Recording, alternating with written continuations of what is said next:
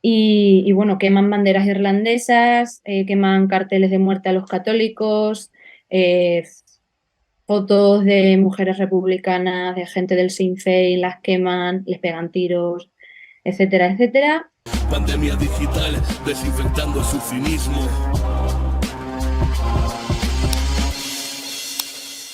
¡Acá atrás! Bueno, Nerea, eres emigrante extremeña en Irlanda, recién vuelta a tu tierra. Eres además coordinadora de Izquierda Unida Exterior y has estado durante muchos años en Irlanda viviendo, donde has sido además parte del Sinn Féin. Entonces, bueno, pues para hablar de este 25 aniversario de los acuerdos del Viernes Santo, pues yo creo que eras una referencia más que buena. Te quería preguntar primero de todo, los acuerdos del Viernes Santo hace 25 años, tienes un artículo tú en el Salto Diario, que lo pasamos ahora también para que la gente lo lea, pues bueno, son quizá una piedra en un camino mucho más largo, que tiene una raíz histórica, religiosa, mucho más compleja, pero sí que fue un momento clave para entender la situación de Irlanda, ¿no? ¿Por qué fue tan importante? Ya sé que es muy difícil, que es un ejercicio de síntesis imposible, pero no sé por qué, si podrías decir, ¿no? Ese cambio quizá a que realmente es la vía política la que pasa a canalizar esa reivindicación de la unidad de Irlanda y fue quizás el momento clave, ¿no? En el que se ratifica esa vía política sobre la Armada, ¿no? Bueno, sí, sobre todo fue importante un poco para intentar marcar la paz y la convivencia en el norte y bueno, sí que se registra la posibilidad de que si en las encuestas, porque en el norte de Irlanda se hacen encuestas cada 3 meses precisamente gracias al acuerdo del Viernes Santo, y si en las encuestas refleja que hay una mayoría republicana o nacionalista irlandesa, entonces se debería hacer un referéndum tanto en el norte como en la isla de Irlanda. Y se refleja también en el acuerdo que depende y solo depende de la isla de Irlanda de tener su acuerdo de reunificación. Esto también, bueno, esto es en papel, porque ahora tenemos una situación en el norte que el año pasado fueron las elecciones y por primera vez en la historia de la partición del norte de Irlanda el Sinn Féin ganó. Es decir, fue el Partido Republicano el que ganó las elecciones a los conservadores, a los unionistas de la DUP. ¿Qué es lo que pasa? Que desde entonces está bloqueado. No hay gobierno en el norte de Irlanda porque no quieren llegar a un acuerdo. Y bueno, o sea, esto va un poco más allá, ¿no? Pero según el acuerdo de Viernes Santo ya se debería empezar a trabajar por el referéndum de unificación, pero los unionistas lo están bloqueando, obviamente. Además, quizá es interesante ver cómo en estos 25 años la situación del Sinn Féin como organización política, bueno, quizá hay mucha información que yo mismo me acuerdo, vamos, no ahora, sino preparando otros artículos previos en Descifrando la Guerra y demás, pues hay todo un relato, ¿no? de lo que es el IRA, que el IRA como tal ya tendríamos que irnos a la guerra civil irlandesa y a la guerra de independencia para entenderlo, ¿no? Pero hay todo un mantra que rodea al IRA que me da la sensación que no existe tanto dentro realmente de Irlanda, pero sí que hay todavía esa idea del Sinn Féin como brazo político de una organización terrorista, evidentemente, y esa idea que luego al final los resultados pues parece que lo desmitifican. El resultado en Irlanda del Norte fue excepcional. Las encuestas en Irlanda sitúan, de hecho, una serie de encuestas que teníamos ahora en esta última semana con el aniversario, en primera posición al Sinn Féin. Ujú. Nosotros hacíamos un análisis hace poco en Descifra y te paso el testigo, que decíamos que bueno, que es verdad que había un auge importante, pero que parecía que por primera vez había no un pragmatismo, pero que sí que el discurso del Sinn Féin no se articulaba solo en clave nacional, sino que también había una base material sustancial, ¿no? Bueno, pues hay un problema con la sanidad, hay un problema con los servicios sociales, hay un problema con el auge de los precios y el discurso en Irlanda del Norte muchas veces no era tanto la reunificación como lema único, sino que lo que estábamos viendo es que el Sinn Féin estaba penetrando con un discurso pues, más material, más social y que es quizá la línea que hay ahora. No sé cómo lo ves tú, porque has estado viviendo allí y conoces de cerca la organización. Sí, bueno, de hecho, cuando se eligió a la actual líder, a Mary Lou McDonald, el Sinn Féin dio un un cambio radical, ¿no? Porque antes el único programa que tenían era la unificación de Irlanda y eso está muy bien, pero no hay nada material, no hay nada sustancial. Entonces, a partir de que Mary Lou tomó las riendas como líder, se empezaron a trabajar otras materias, no solo la sanidad, porque bueno, de hecho, yo tuve una conversación con Mary Lou sobre la sanidad, pero sobre todo con la vivienda. En Irlanda la vivienda al final es un bien de mercado, se puede especular porque el gobierno irlandés ha sido siempre muy neoliberal, no hay absolutamente nada público, no hay sanidad, la vivienda no está protegida, no hay servicios sociales, bueno, es un caos de país. Y bueno, ahora el Sinn Féin ha empezado a tener programas directamente más pues, de beneficios sociales, están empezando a plantearse lo de tener una sanidad pública, están intentando registrar la vivienda, ponerla en la Constitución como bien común y como derecho social, por lo tanto, una vez ya esté protegida, ya no se podrá eh, especular con ella y demás, pero bueno, esto ya son a partir de, creo que el referéndum por la vivienda será dentro de 5 años, lo están preparando ahora. Entonces, bueno, ha pegado ese cambio que le ha venido y le ha beneficiado, obviamente, le ha venido muy bien, porque entonces la gente ya ve el Sinn Féin como una opción, no solo por la unificación, porque en Irlanda todo el mundo está a favor de la unificación, es claro, es bastante obvio, pero es sobre todo que cosas que puedan tocar, ¿no? Es decir, las cosas del comer. Y ahora el Sinn Féin se está poniendo mucho las pilas con eso. Con el tema de la sanidad, en una de las reuniones del Sinn Féin yo lo comenté, digo, no podéis tampoco decir a la gente del norte que se una, que se reúna a Irlanda, obviamente ya porque es justo, ¿no? Porque la isla no debe estar partida y demás, que eso lo tenemos todos claro. Pero es que en el norte, por ejemplo, sí hay sanidad, porque Reino Unido, de las pocas cosas buenas que tiene, es la sanidad. Entonces, al final, la sanidad, yo vengo de un país, yo vengo de España, ¿no? Vivimos en España y yo lo he notado mucho estos 9 años en Irlanda. Yo he estado enferma en Irlanda, lo he pasado muy mal y he tenido que pedir préstamos para poder pagar, bueno, préstamos a mi familia, quiero decir, para poderme costear el médico. Entonces, cuando tú vienes de un país donde la sanidad es una cosa básica, es muy difícil que tú vayas para atrás en ese tema. Y yo creo que uno de los factores clave para que haya una reunificación de Irlanda, de verdad, es el tema de la sanidad, porque en el norte no se van a, que van a decir, si nos unimos a Irlanda, nos reunificamos, pero ¿qué hay? Si no hay nada. Entonces, bueno, es una oportunidad ahora que tiene el Sinn Féin de poder hacer todas las cosas que hay que hacer en Irlanda, que no son pocas. Y bueno, estas próximas elecciones en 2025, si no las adelantan antes, que sí que es probable que las puedan adelantar, ahora mismo el gobierno irlandés, el Sinn Féin tiene todas las de ganar. Y Sí, sería Sinn Féin en el norte y Sinn Féin en el sur, o sea que... justo está en pantalla, bueno, en la emisión en directo, las últimas encuestas que sitúan, pues bueno, algunas ponen el techo en torno al 37%, el 31%. Es cierto que el sistema electoral irlandés es un poco endiablado, ¿no? Y hay un juego ahí de circunscripciones que para que nos quejemos en España, ¿no? Que de hecho pues fue una de las grandes sorpresas, que Sinn Féin tuvo resultados por encima de los esperados, no presentó candidatos en todas las circunscripciones y quedó por abajo.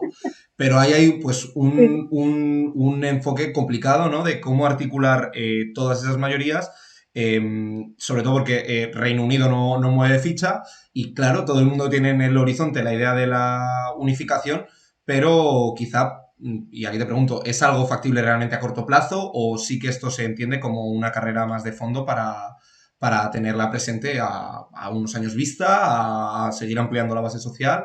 ¿Cuál es ahora mismo la estrategia que plantea el Sinn Féin para conseguir la reunificación de Irlanda? Yo lo veo a una cosa más de medio plazo, no a corto plazo, porque primero que tenemos el bloqueo de los unionistas y bueno, ya ha habido hubo altercados el año pasado con el tema del Brexit, cuando empezaron a hacer el protocolo del norte de Irlanda en Europa con el tema de las mercancías y demás. Los unionistas querían poner la frontera en Irlanda y eso está en contra del acuerdo del Viernes Santo. Entonces no se podía poner en Irlanda. ¿Qué es lo que pasa? Que ahora la frontera está en el mar. Y bueno, los unionistas pues no están muy de acuerdo porque, no sé, o sea, es una cosa muy básica, ¿no? O sea, el mar es una frontera, está ahí. pero ellos no lo ven así, ellos ven que tienen que estar conectados con Reino Unido y no se dan cuenta que viven en una isla, pero bueno. Sí que hubo altercados el año pasado por esto, porque decían que tenían que poner la frontera entre el norte y el sur de Irlanda y eso no puede pasar. Y eso es lo que dijo Europa, dice no se puede hacer esto por el acuerdo del Viernes Santo, que vosotros lo tendréis que tener muy controlado. Y bueno, o sea, creo que va a costar un poco. De hecho, es la primera vez en 100 años de partición que hay mayoría republicana en el norte y yo creo que hacen falta quizás un par de añitos. Pero yo vería la unificación de Irlanda en unos 10 años, Sí, incluso un bueno, pelín menos. habrá que rebuscar en la 10, 15 hemeroteca, años. pero vamos, ojalá, ¿no? O sea, queda ya dicho Sí. la fecha puesta. Sí, o sea, creemos que va a ser así, o sea, la unificación ya va a estar, está muy palpable, es que es algo que va a pasar, incluso los propios unionistas, gente mayor y así lo dice, es que esto va a pasar, entonces se están empezando a ver diálogos e intentando poner de acuerdo en este tipo de cosas, no sé, bueno, en el norte hay como el cross community, que es como una asamblea ciudadana, por así decirlo, que hay un 50-50, hay entre 50% republicanos y 50% unionistas. Y ahí ya se están empezando a hablar en plan, en una Irlanda unificada, ¿qué es lo que quisierais? ¿Qué os gustaría? ¿Hay que cambiar el himno? ¿Hay que cambiar la bandera? Y bueno, son cuestiones, son diálogos que ya se están dando, no son oficiales, pero ya se están dando. Entonces ellos saben que esto va a pasar. Mm. Y Y con todo esto que estás contando, nos preguntaban también en los comentarios precisamente, pues bueno, las tensiones que se han vivido. Nos decían, Nerea, ¿es posible que la violencia vuelva? Estoy pensando en el protocolo acordado por el Brexit radicaliza a los unionistas, puesto que ya tienen negro sobre blanco que Irlanda, como decías tú, tiende a la unificación. Sí que ha habido algunas expresiones del New Era, ¿no? Pero precisamente, sí. aunque también hemos visto brotes de violencia unionista, ¿cuál es el escenario en general de violencia? ¿Qué dirías tú que puede pasar? O bueno, que siempre se ha arriesgado, ¿cómo ves tú el ambiente? ¿Es un ambiente tóxico, contaminado, que sí que realmente tenga ese riesgo o no lo ves tú factible a día de hoy? Eh, a ver, es que cuando vas al norte te das cuenta que sigue estando dividido completamente. Nosotras, yo cada vez que iba tenía que tener cuidado a qué barrios me metía. Y soy española, pero como tengo acento irlandés, yo me metí en problemas por eso en Derry, de hecho, en Derry. Em, Incluso pero la separación física, ¿no? Que sigue pareciendo casi como un cliché, pero existe, ¿no? O sea, sí, la separación física de los siguen barrios. habiendo los muros en Sí. Belfast, Derry, por ejemplo, la parte de dentro de la muralla es británica, la parte de fuera es irlandesa. En Belfast tienes que tener cuidado donde vas. Bueno, turistas no pasa nada, podéis ir, pero la gente de allí sí que hay que saber moverse. La violencia, pues es un poco lo que te iba a comentar, que es que tampoco nunca se ha ido del todo.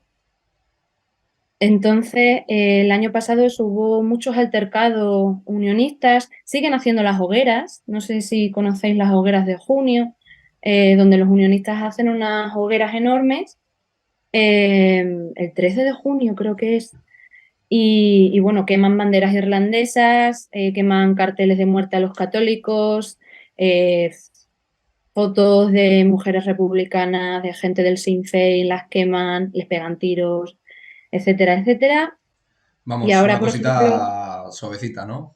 claro, entonces es que la violencia nunca se ha ido. Una cosa, o sea, una guerra, que porque a mí me fastidia mucho llamarlo el conflicto, o sea, fue una guerra, en verdad, fue una guerra, y yo lo llamo la guerra del norte. Una guerra lo dudo que haya, pero incidentes siempre hay. Ha habido incidentes hace 2 días en Derry, de lo que tú comentabas de los disidentes del IRA, que nunca estuvieron de acuerdo con el acuerdo de paz y siguen teniendo armas y siguen estando armados.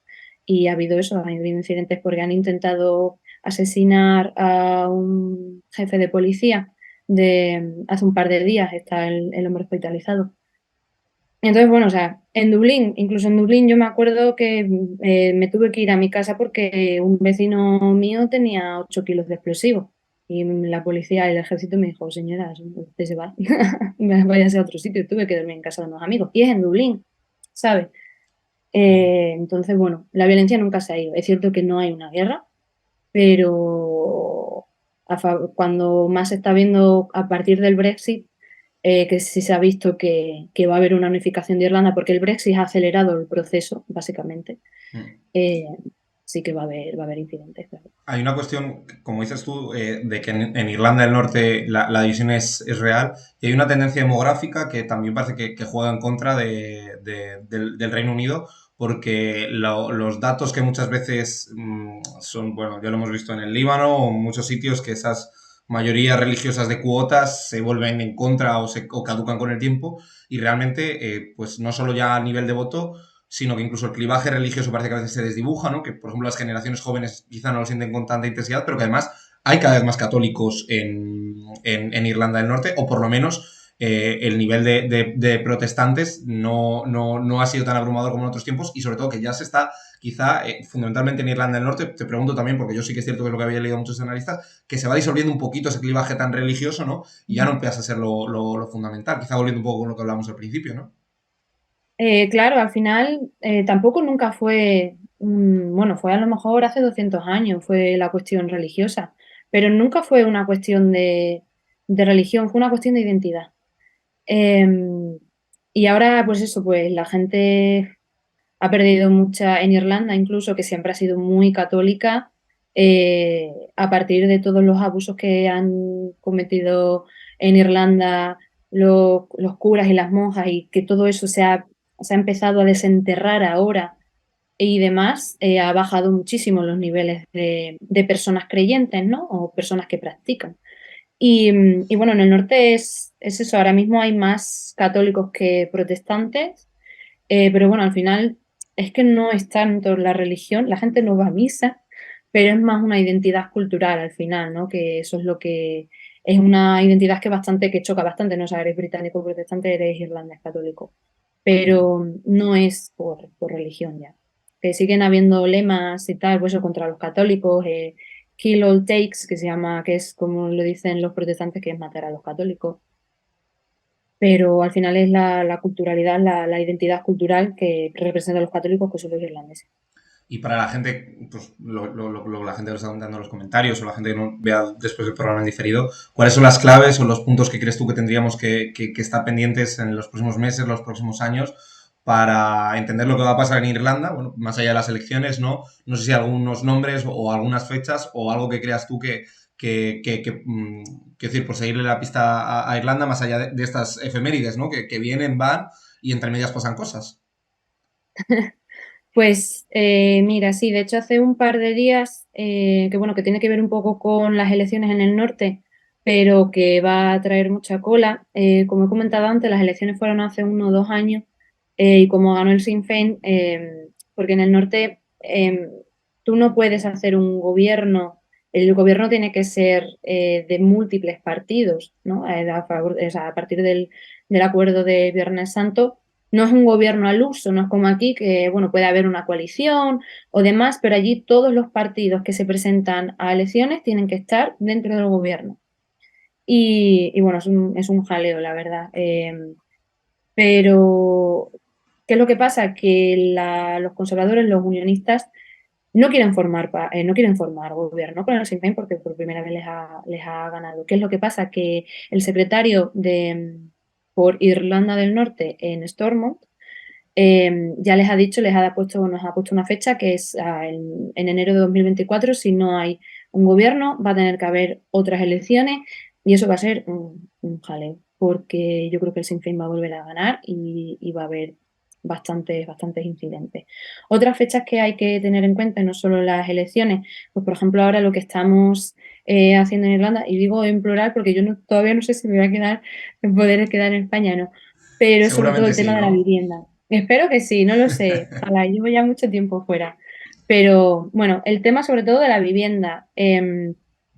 Nos quitaron, bueno, sabéis que la vivienda, como ya lo he dicho, es un problema muy, muy, muy, muy serio. Y bueno, ahora nos hicieron como una prohibición de desalojo durante el invierno, es decir, que no nos pudieran desahuciar. Mentira, porque a mí me han desahuciado en enero, pero bueno, supuestamente. Y ahora el gobierno irlandés ha quitado esa prohibición y se van a desociar a más de 7.000 hogares, a los más de 12.000 personas que ya están en la calle. ¿Qué es lo que pasa? Que los sindicatos de inquilinas, Catu, que yo también estoy, lo que están haciendo es ocupar, están entrando a los edificios gubernamentales y tal, están ocupando los espacios para protestar con esto y esto va a ser un tema bastante serio con la vivienda, que es un poco lo que se está movilizando ahora mismo.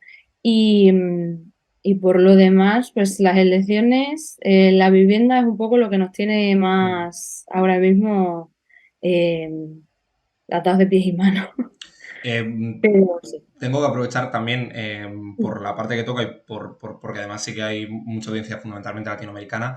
Como decía al principio, tú también eres además coordinadora de Izquierda Unida en el exterior. Ya que vienen ahora elecciones, no sé si puedes contar, aunque sea por encima, ya un poco también a modo de cierre, todo el proceso de voto, que es también una de las reivindicaciones históricas. No digo que sea con fechas, ¿no? Pero bueno, que quiero decir que está abierto. No sé, por si quieres tirarle ahí 30 segundos, un minuto de speech a la inmigración española para que lo haga.